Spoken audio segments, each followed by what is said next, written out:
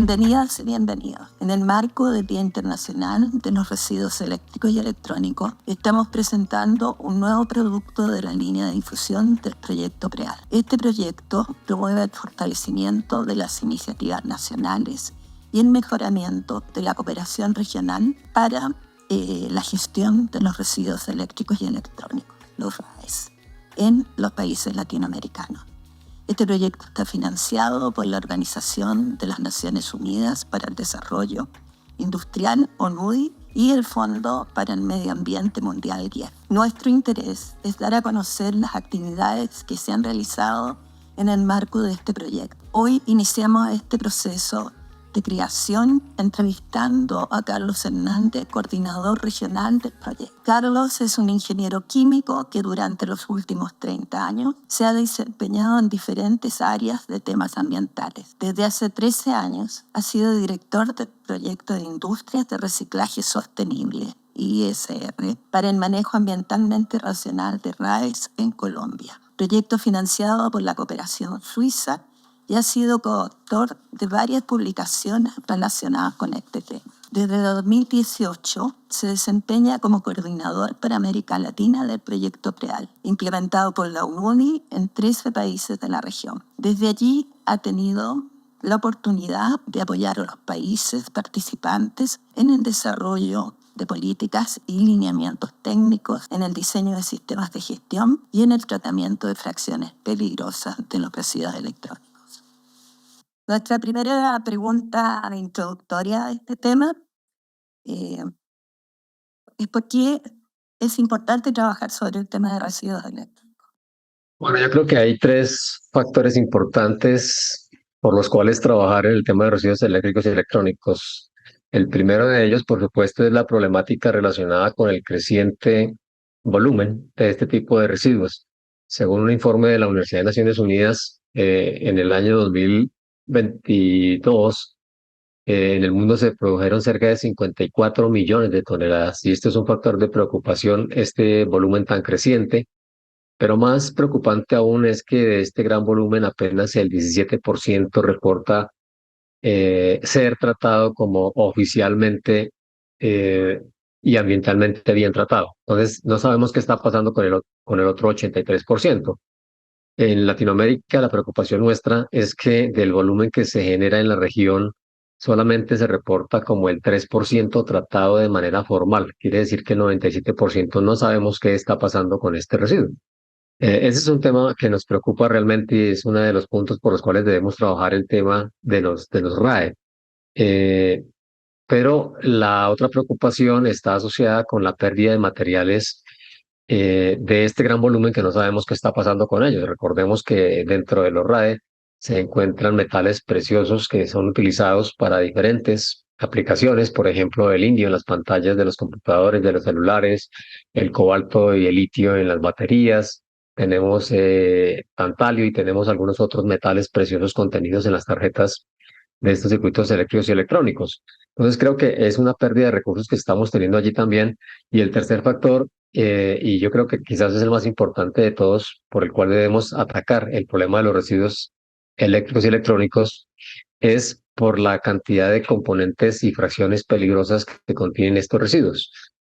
Muchas sustancias tóxicas, como por ejemplo el cadmio, el plomo y algunos otros metales pesados están contenidos también en las tarjetas de circuito impreso. En algunos condensadores, sobre todo de vieja data, están contenidos los bifeniles policlorados. En los plásticos están contenidos retardantes de llama que pueden ser compuestos orgánicos persistentes. En los cables eléctricos, por ejemplo, también está contenido el mismo PVC. Es decir, que tenemos una gran cantidad y una gama de elementos contenidos en este tipo de aparatos que nos obliga de alguna manera, dar una mirada para ver cómo enfrentamos esta problemática tanto a nivel mundial como a nivel local. Y mira, tú nos podrías dar una visión general del proyecto PREAL y explicarnos más o menos cuáles de estos problemas que has mencionado este proyecto resuelve o trata de resolver. Sí, el proyecto PLEAL es un proyecto que es financiado por el Fondo Mundial para el Medio Ambiente, el FEMOAN o el GIEF en inglés, y es ejecutado por la ONUDI.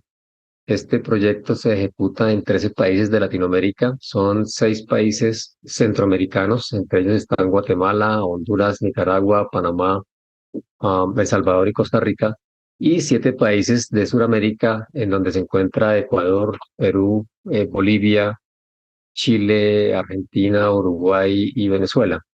Son los 13 países que vienen trabajando desde el año 2019 en la implementación. El proyecto está destinado a una duración de 5 años. Eh, Tuvimos recientemente una prórroga, lo cual quiere decir que el proyecto va a finalizar en junio del próximo año. Es un proyecto que tiene un título bastante grande y lo hemos resumido como Proyecto PREAL, Proyecto de Residuos Electrónicos en América Latina. Ustedes lo consiguen bajo ese nombre.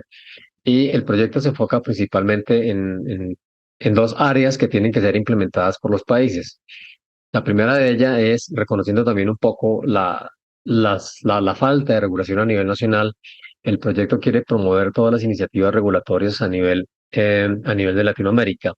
Son muy pocos los países que tienen una normativa específica al tema de los residuos de aparatos eléctricos y electrónicos.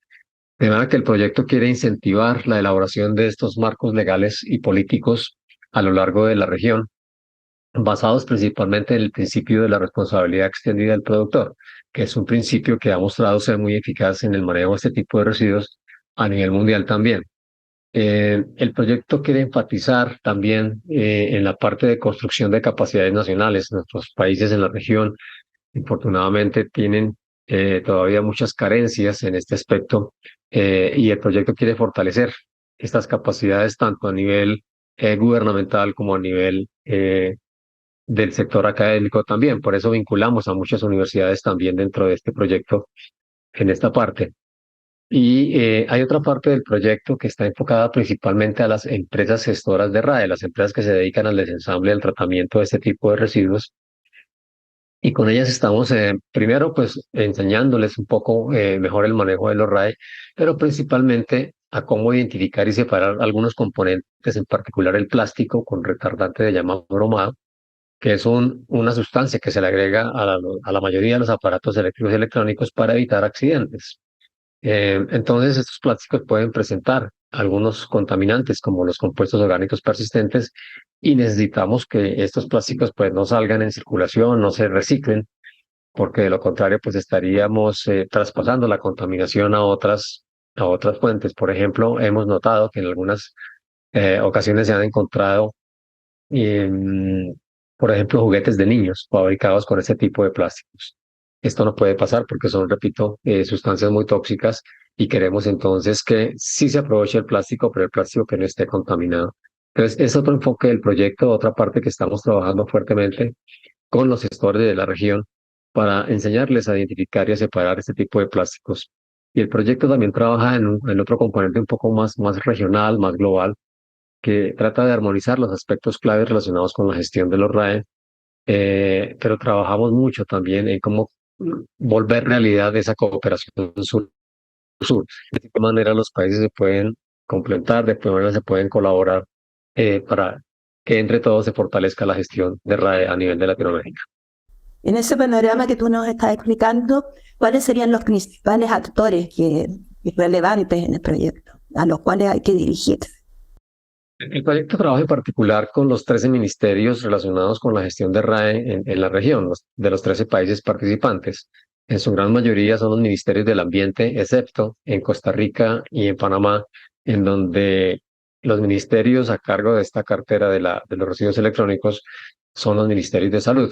Son nuestros principales socios, son nuestros principales aliados, y con ellos es que trabajamos realmente toda la parte de construcción de marco regulatorio y de capacidades también. Está enfocado principalmente a ellos, pero por supuesto que no son los únicos. Tenemos muchas agencias asociadas en la implementación del proyecto en los diferentes países, como por ejemplo los centros regionales de Basilea y Estocolmo, eh, tanto de Uruguay como de Argentina, que apoyan la implementación en varios países del proyecto. Tenemos también otros socios muy importantes, como por ejemplo el Centro de Producción Más Limpia en El Salvador, la Fundación Chile en Chile, que son socios muy importantes que colaboran con estos ministerios en su implementación. Son nuestros socios principales en la implementación propiamente, pero adicionalmente tenemos un comité técnico eh, que nos asesora también para ciertos aspectos importantes que contamos con ellos para elaborar, por ejemplo, webinarios que realizamos, como es el caso, por ejemplo, de la EMPA, que es el Laboratorio de Investigación de Suiza, que nos apoyan con diferentes temas técnicos en la implementación también y apoyando a algunos países. Yo diría que es el único proyecto, el proyecto más importante a nivel regional que hay sobre residuos eléctricos y electrónicos en Latinoamérica en estos momentos, ¿cierto? Sin duda, hay algunas otras opciones también, hay algunas otras, otras agencias que han implementado proyectos de este tipo. La cooperación alemana, por ejemplo, en GIZ ha sido muy activa en algunos países centroamericanos, principalmente en Costa Rica. Eh, Tuvieron algunos otros proyectos en otros países de Latinoamérica. En Colombia también hay una participación importante. Otras agencias como PENUMA, por ejemplo, están trabajando también en temas relacionados principalmente con las sustancias químicas contenidas en los residuos de aparatos eléctricos y electrónicos. De manera que sí, hay mucha atención de diferentes agencias internacionales en la implementación, pero sin duda este proyecto es uno de los de mayor cobertura por la gran cantidad de países que aglomera.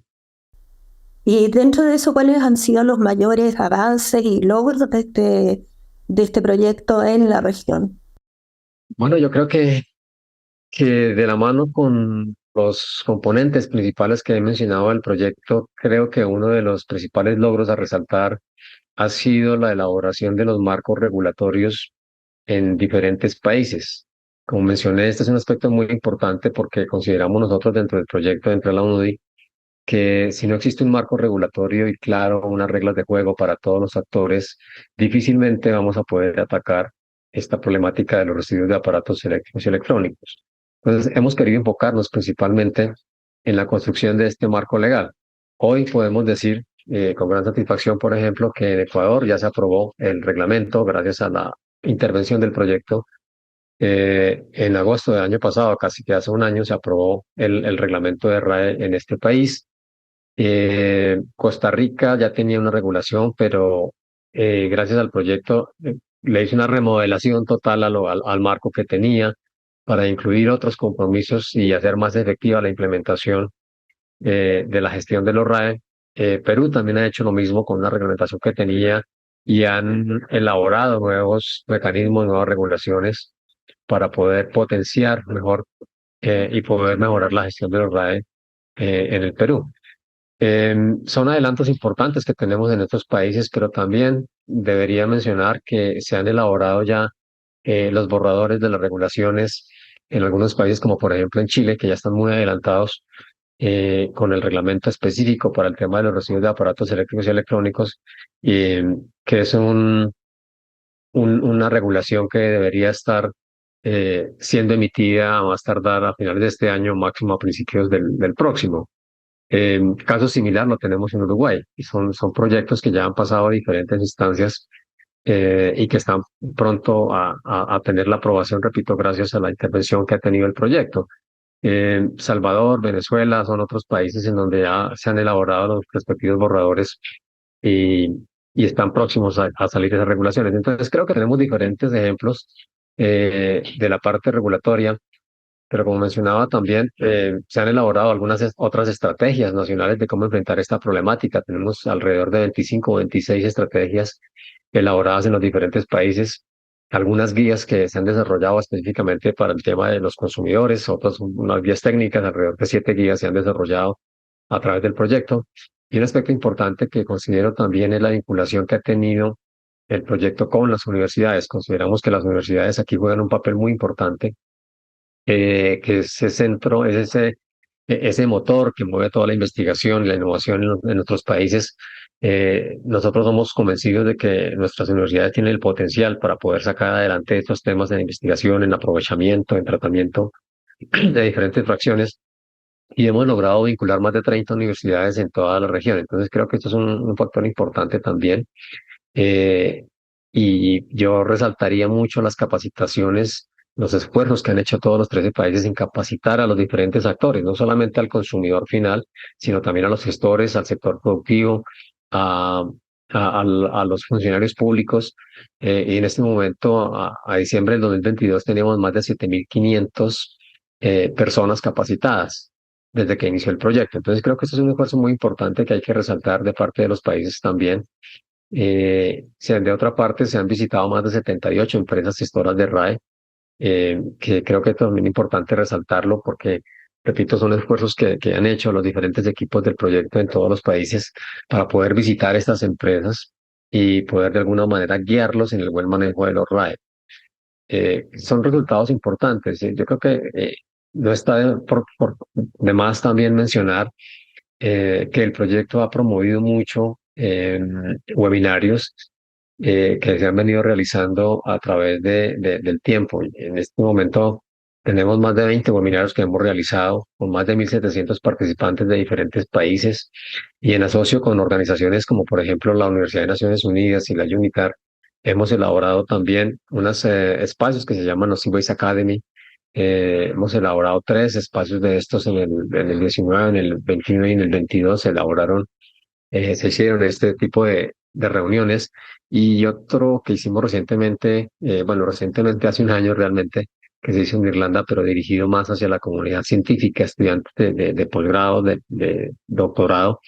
Entonces creo que hayamos hecho unos esfuerzos importantes en esta parte y que son socios, como, así como lo ha sido la OIT, la OPS eh, y la Organización Internacional del Trabajo también, que hemos venido trabajando con ellos, y la OPS y la OMS para elaborar ese tipo de proyectos. Entonces creo que son algunos de los logros que hemos tenido con esas organizaciones, pues hemos elaborado también unos pilotos muy importantes, con la OIT, por supuesto, proyectos relacionados con el trabajo, con la OPS y la OMS, proyectos relacionados con la salud en los países. Y con la UIT, pues hemos elaborado también la implementación de algunas recomendaciones técnicas de parte de esta organización en países como Argentina y Costa Rica. Entonces hemos querido aprovechar el conocimiento, experticia de estas entidades internacionales que son entidades hermanas de la ONUDI, de organizaciones de Naciones Unidas, y son algunos logros que podría mencionar en este momento con relación entonces a lo que hemos logrado en este tiempo. En realidad suena como un gran trabajo. Ahora, ¿me puedes decir cuáles son como los obstáculos, los principales obstáculos que se han encontrado en este largo camino de 4 años? Son, realmente son varios los que hemos encontrado. Hemos tenido que sortear diferentes retos. Yo creo que el principal de ellos es que el tema de los residuos de aparatos eléctricos y electrónicos es un tema realmente nuevo en nuestra región. Son temas que llevan menos de una década realmente en países como Colombia, Costa Rica, tal vez Perú, que fueron países pioneros en estos temas, pero los demás países son temas realmente nuevos. Digo nuevos, que entraron, digamos, con fuerza hace menos de una década. En algunos países, gracias al proyecto como repito, estamos desde 2019 implementándolo, hasta ahora empezó el tema de RAE como a ser tenido en cuenta dentro de las agendas políticas de los diferentes países. Ese es un reto que hemos tenido que enfrentar. Es un sector que implica, por supuesto, la elaboración de estas políticas, que implica el introducir tecnologías innovadoras, y que implica y ha implicado para nosotros como proyecto también adaptarnos a las diferentes situaciones. Nosotros no fuimos ajenos, por ejemplo, a la pandemia del COVID-19, lo cual pues retrasó muchas de nuestras actividades que requerían trabajo en campo, trabajo con las plantas, con los gestores de RAE, y hemos tenido que saber cómo adaptarnos a estas diferentes situaciones. Son retos que hemos tenido que sortear. Los países de la región son países muy diversos, a pesar de que todos somos Latinoamérica, somos países con diferentes necesidades, con diferentes capacidades, con diferentes prioridades. Y en algunos países ha sido eh, muy importante los cambios de personal han influido de manera importante. Los cambios de personal, los cambios de gobierno. Hemos escuchado, por ejemplo, la inestabilidad política de varios de los países y hemos tenido que sabernos adaptar a todos estos retos y todas estas situaciones. De igual manera, nuestros indicadores y objetivos dentro del proyecto tenemos y hemos tenido que irlos adaptando poco a poco también, de acuerdo con esas circunstancias que se van dando en la región. Y de igual manera, pues hemos tenido que coordinar con los diferentes socios que he venido mencionando, con los gestores, con los productores, con los gobiernos y con los otros socios internacionales, coordinar con ellos de la mejor manera posible para que efectivamente pues el proyecto pueda cumplir los objetivos que se han trazado. Son algunos de los retos que hemos tenido que enfrentar. ¿Y cuáles serían las propuestas y los desafíos futuros? Bueno, yo creo que como proyecto nosotros estamos muy comprometidos en que todos los 13 países en lo posible tengan su regulación. Creo que esto es lo que seguiría para nosotros, porque estamos convencidos de que si no tenemos un marco regulatorio firme, un marco regulatorio claro, un marco regulatorio que defina las responsabilidades de los diferentes actores y que fije esas reglas de juego, pues difícilmente vamos a ser exitosos en la gestión de los RAE. Entonces, para nosotros es muy importante la consolidación de estos marcos regulatorios que se han venido elaborando. Eh, Muchos de ellos ya están próximos, como mencioné anteriormente, a ser expedidos, pero tenemos que seguir trabajando en aquellos que están un poco más retrasados, y en seguir capacitando. Nosotros creemos que los esfuerzos que hagamos en capacitación nunca van a ser suficientes. Nosotros, los consumidores, los usuarios de los aparatos eléctricos y electrónicos, necesitamos sensibilizarnos y concientizarnos mucho hacia esta problemática. Las 7.500 personas que mencionaba anteriormente no son suficientes. Realmente esto es un esfuerzo continuo que requiere de mucha dedicación, de mucho esfuerzo humano, de mucho esfuerzo económico en campañas, en materiales, en difusión. Y pues nosotros sabemos que los esfuerzos que se hagan en comunicación nunca van a ser suficientes. Por eso creo que es una tarea que tenemos que seguir reforzando, que ojalá estos 7.500 lo podamos multiplicar por 10, por 20, por 30, para que tengamos cada vez más personas sensibilizadas, conocedoras del tema en esta parte. Y el tratamiento de las fracciones peligrosas, como decíamos, es algo que realmente nos preocupa, y tenemos que seguir trabajando con nuestros gestores de residuos de electrónicos en los 13 países participantes. Tenemos que avanzar mucho más en ellos. En este momento hemos vinculado a cerca de 30 empresas, pero obviamente son muchísimas más las que deberían estar aquí involucradas y comprometidas con este tema de la separación, la identificación de todos los componentes peligrosos.